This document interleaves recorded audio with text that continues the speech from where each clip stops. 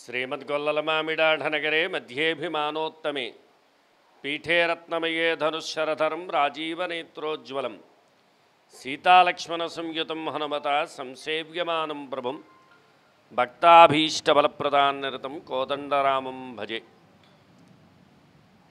రేజేటి మంజునాథాచార్యులు ఆలయ అర్చకులుగా ఇక్కడ ఉంటున్నాం. ఈ ఆలయానికి సంబంధించినంతవరకు భక్తాభీష్టబలప్రదాన్నిరతం, భక్తుల యొక్క అభీష్టాన్ని సిద్ధించేటట్టుగా ఇక్కడ 1889లో రామచంద్రమూర్తి కోలల రూపంలో ప్రతిష్ఠ జరిగింది. తర్వాత రామచంద్రమూర్తి ద్వారంపూడి సుబ్బిరెడ్డి గారు, రామిరెడ్డి గారు అనేటువంటి ధర్మకర్తలు వారికి కల్లో అంటే స్వప్నంలో రామచంద్రమూర్తి సాక్షాత్కరించి దేవాలయాన్ని నిర్మించమని చెప్పడం జరిగింది. ఆ తర్వాత శ్రీరామనవమి నాడు అంటే మనకి 1934 నాడు 34 సంవత్సరంలో చైత్రశుద్ధ నవమి నాడు ఇక్కడ హనుమత్ సీతాలక్ష్మణ సమేతుడుగా కోదండ రామచంద్రుడుగా ఇక్కడ విగ్రహ ప్రతిష్ఠ జరిగింది. అంటే ముందర 1889లో కోలల రూపంలో, అంటే కోలల రూపంలో అంటే మనకి పసుపు కొమ్ములు దంచుకుంటారు. అంటే మీకు ఉదాహరణకి చెప్తున్నాను, నేను రోకళ్ళు అంటాం మనం. అలాగే ఇప్పటికీ కొన్ని మన చిన్న చిన్న గ్రామాల్లోని వాటిలోనే ఏంటంటే ఇప్పటికీ కూడా రాముడు సీత కింద వాళ్ళు పూజనీయంగా చేసుకుంటుంటారు. అలాగే ఇంకా మనకి ఏమిటంటే ఎక్కడైనా నదీ తటాకాల్లో కానీ రాముడు సీత కింద పెడుతుంటుంటారు. అవి కూడా మనం చూస్తూ ఉండొచ్చు పూర్వకాలంలో. అయితే ఇప్పుడైతే లేవనుకోండి. అయితే అలాగే ఇంతకీ చెప్పొచ్చేది ఏంటంటే 1889లో కోలల రూపంలో రాముడు సీతగా ఉన్న స్వామి, అంటే ఇది చిన్న మందిరం కింద ఉండేదండి.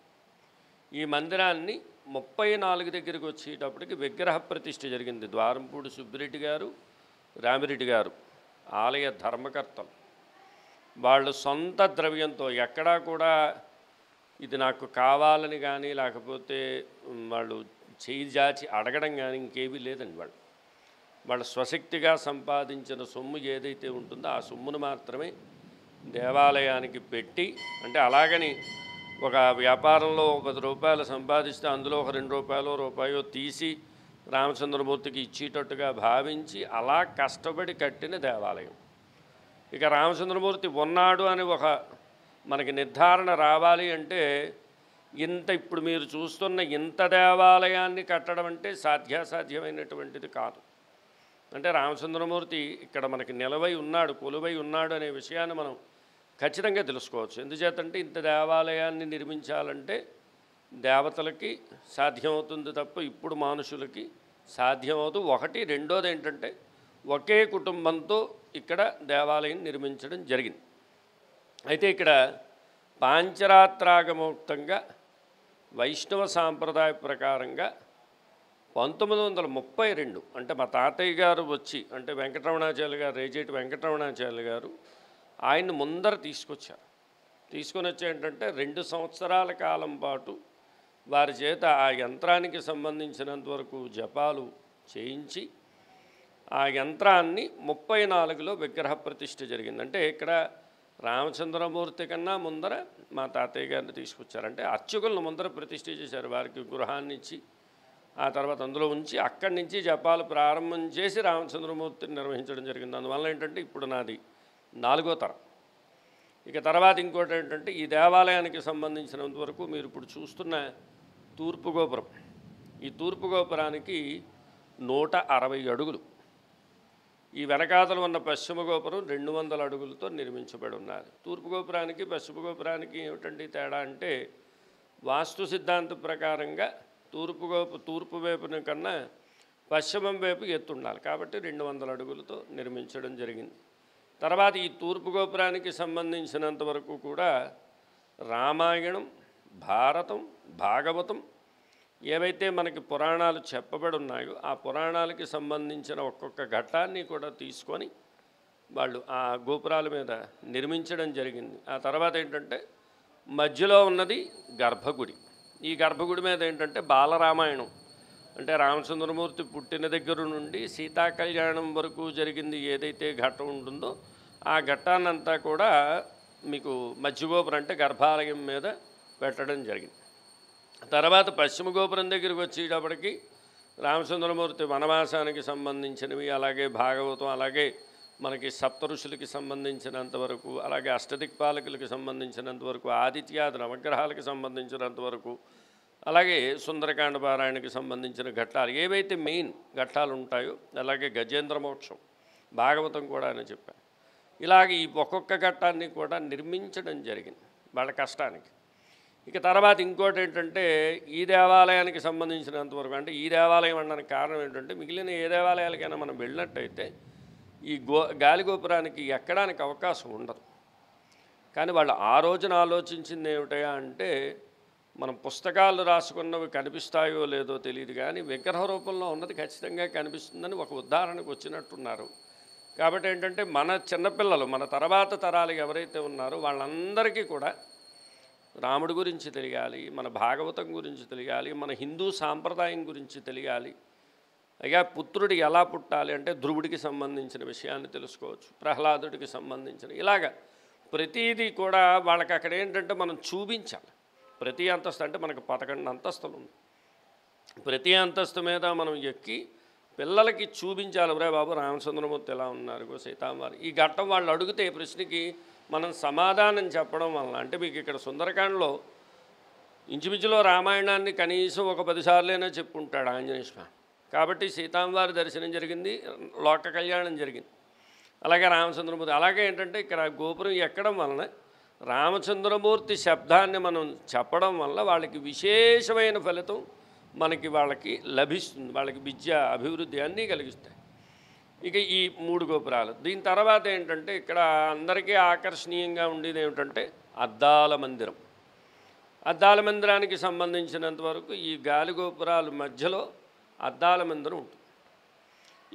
ఈ అద్దాల మందిరానికి సంబంధించిన విశిష్టత ఏమిటి అంటే, రామచంద్రమూర్తి అంటే భగవంతుడు ఎక్కడున్నాడు అనే ప్రశ్నకి ఎందుగలడు అందులేడని సందేహం వలదు చక్రి సర్వోత్తమగతుండు ఎందెందు వెతుకునా అందు ఎందే కలడు దానవాగ్ని వింటే అని చెప్పి ప్రహ్లాదుడు చెప్పినట్టుగా, ఇక్కడ రామచంద్రమూర్తికి శ్రీపుష్పయాగం జరిగినప్పుడు ఎందెందైనా, అంటే మీరు ఎటువైపు నుంచి చూస్తున్నా కూడా రామచంద్రమూర్తి పవళింపు సేవ జరిగిన దృశ్యాన్ని మనం చూడడానికి అవకాశాలు ఉంటాయి. అందువల్ల అద్దాల మందిరానికి సంబంధించిన విశిష్టత. రెండోది ఇంకోటి ఏంటి, దర్పణ సేవ.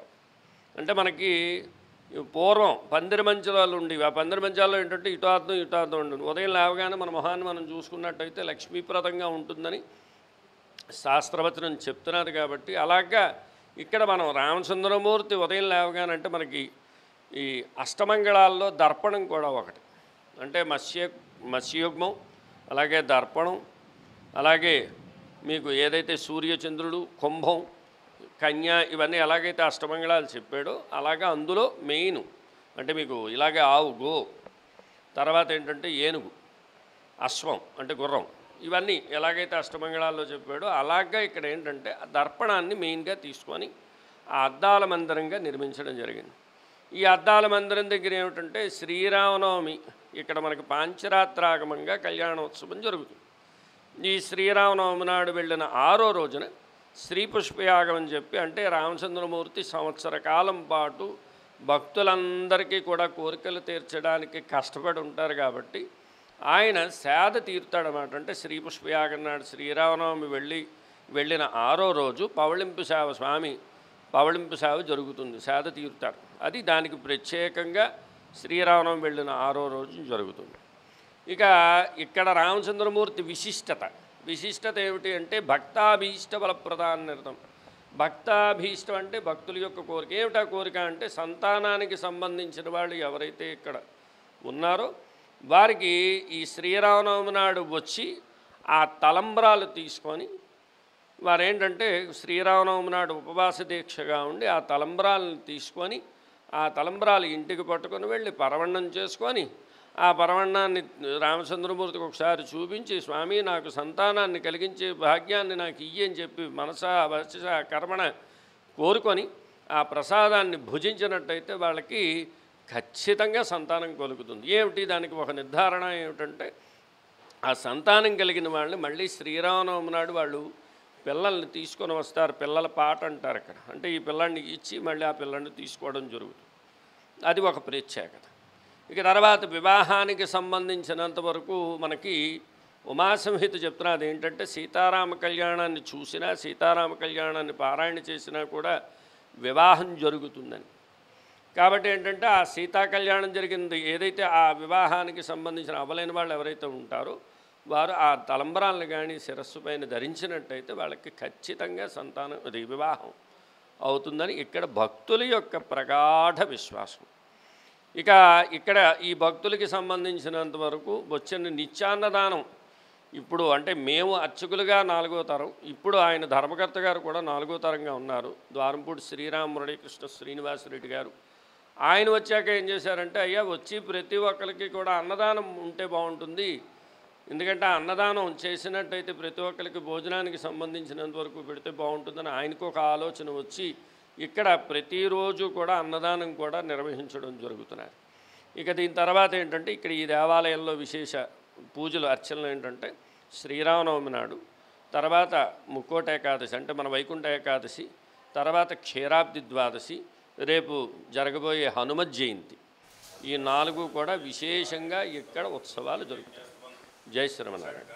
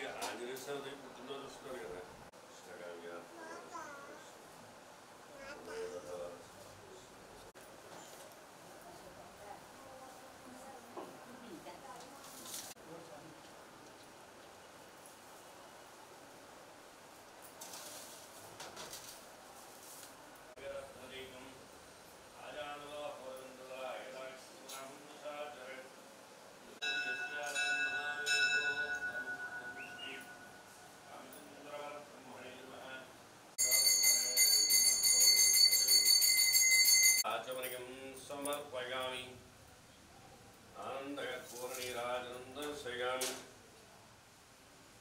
धाता पुरस्तादिगधाजहारा शक्रप्रध्वान् प्रतिशतचतुष्टभोगं वै श्रवणाख्य कुर्महि समैकामान्कामकामं जपह्यङ्गामि नारायणाय विद्महे वासुदेवाय धीमहि वल्लभाय धीमहि तन्नो रामचन्द्रः प्रचोदयात् श्री रामचन्द्र